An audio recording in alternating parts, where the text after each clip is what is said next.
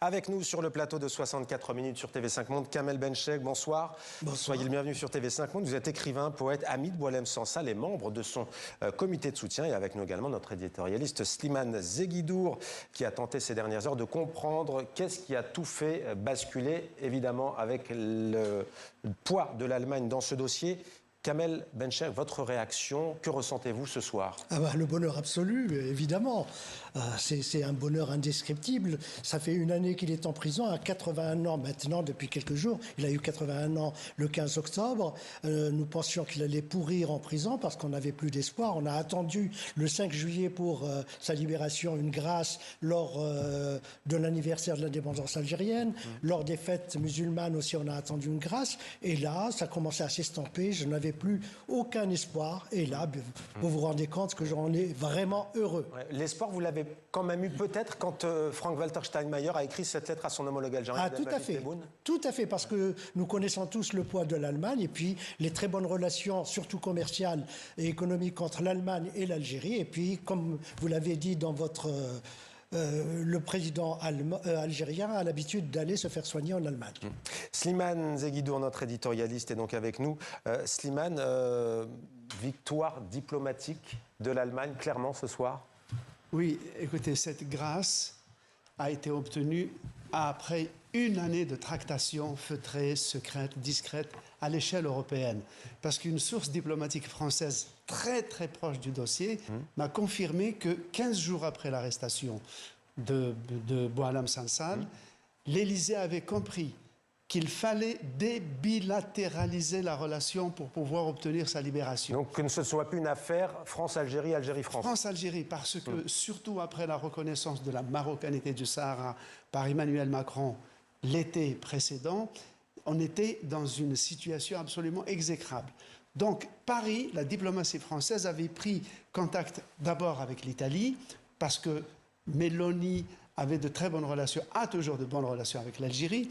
On a contacté aussi le pape, Léon XIV, qui a dit qu'il était le fils de Saint-Augustin, donc un clin d'œil à l'Algérie. On a aussi joué cette carte. Et enfin, on est allé vers l'Allemagne.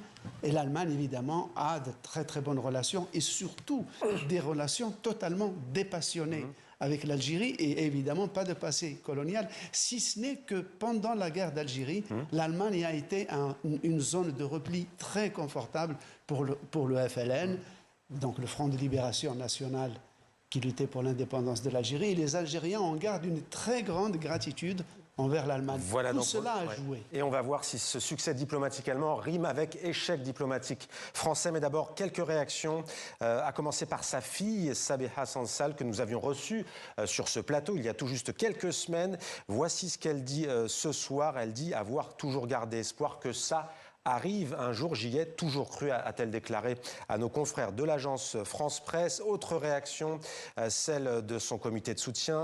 L'arbitraire de son incarcération a pris fin, dit le comité de soutien auquel vous appartenez. Et puis, un ancien président français, François Hollande, qui partage sur X son émotion et son soulagement, qui exprime ses vœux de rétablissement à l'écrivain et qui termine par un mot aussi pour le journaliste français Christophe Glaise, on va en parler, qui est toujours incarcéré en Algérie. J'aimerais peut-être aussi juste, on parlait du comité de soutien, voir ce mot libre tout simplement sur le compte X de votre comité de soutien.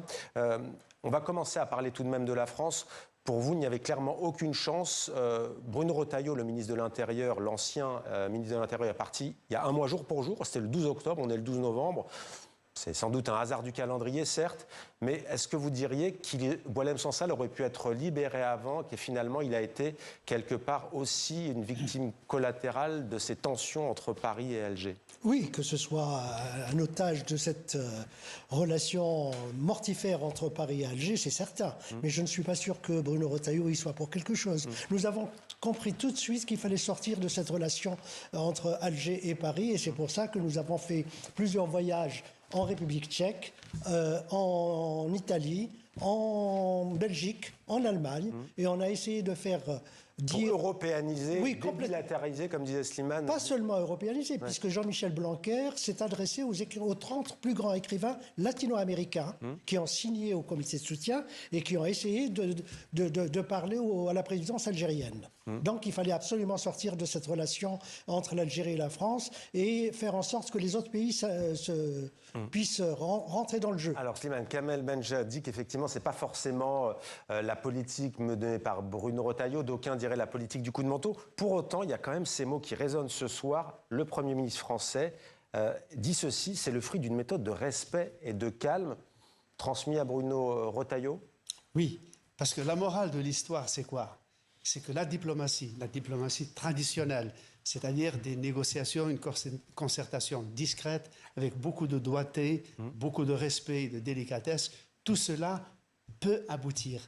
Et surtout pas les mises en accusation, les rodomontades, plus ou moins démagogiques, tout cela n'aboutit à rien. C'est cela la morale de l'histoire. C'est un hommage à la diplomatie classique, à la grande diplomatie. Donc quand il y a une proposition de résolution votée d'ailleurs à la demande du Rassemblement national, ce qui était une première à l'Assemblée nationale, pour annuler les accords franco-algériens de 1968, ça clairement, ça a fait peur au comité de soutien de Boualem Sansal ou pas forcément? Oui, ça nous a inquiétés parce qu'on s'est dit que le pouvoir algérien va encore plus se crisper. Voilà, se crisper et dire la France n'a pas à s'ingérer dans les affaires algériennes. Parce que pour le pouvoir algérien, le Boualem Sansal est algérien et pas franco-algérien.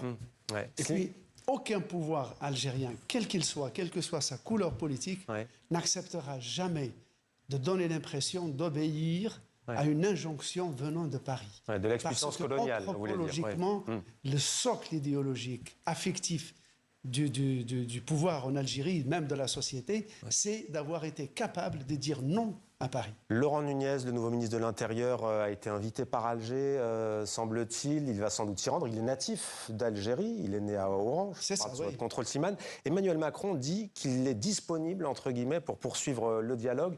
Est-ce que ça peut ouvrir une nouvelle page? Il y a notamment le nom de Christophe Glaise qui revient beaucoup. C'est ce journaliste qui est incarcéré depuis fin juin en Algérie. Ça peut débloquer beaucoup de choses. Oui, c'est une hypothèque qui est levée, c'est sûr. Oui, parce que Boualem maintenant sorti, il n'y a plus rien qui puisse gêner la libération de Christophe Glaise. Ce que je voudrais dire, c'est que en dehors de Christophe Glaise, qui est français, il y a des centaines de prisonniers politiques en Algérie. Et au moment où ils font sortir Boualem Sansal, hier, ils ont condamné un poète à 5 ans de prison. Hier, et Slimane, sur cette question précise du journaliste français, vous disiez que ça peut débloquer les choses? Disons, les relations normales peuvent reprendre. C'est-à-dire les ambassadeurs... Alors, il y a quand même une différence, c'est que là, il y a un procès, on le rappelle, de Christophe Glaise en appel le 3 décembre. Le 3 décembre. Donc c'est dans 3 semaines à peu près. C'est cela. Mais surtout que la libération de Boualem Sansal, au nom d'une grâce présidentielle tout à fait conforme à la constitution algérienne, donc tout cela va assainir le climat et les relations peuvent reprendre. Parce que jusqu'ici, il n'y a pas d'ambassadeur algérien à Paris, ni d'ambassadeur de France à Alger. Le nombre de diplomates a été restreint et clairsemé au maximum. Donc si les relations peuvent reprendre, entre-temps, les deux États ont compris qu'il n'avait absolument... qu'il n'y a que des coups à prendre dans cette tension si elle se pérennisait. Une question quand même pour finir, en dehors du politique, sur l'humain. Comment va Boualem Sansal? Il a un cancer de la prostate qui a été détecté lors de sa détention. Oui, parce qu'on ne le savait pas avant. Par l'Algérie. Il m'en a jamais parlé de toutes les manières. Et comment va-t-il? On ne sait pas trop. On va le savoir dans les prochaines heures. C'est un avion médicalisé, militaire médicalisé qui a atterri à 17h30 à Alger. Il va le ramener directement à Berlin. Soit il reste quelques jours et nous irons le voir à Berlin, soit il revient vers nous. Merci beaucoup Kamel Benchek d'être venu sur notre plateau. Merci à vous Slimane Zeguidour, éditorialiste TV5 Monde. Nous reviendrons bien entendu ce soir dans le journal Afrique de TV5 Monde sur cette grâce présidentielle de Boualem Sansal en Algérie, donc à la demande de l'Allemagne via une lettre du président Steinmeier.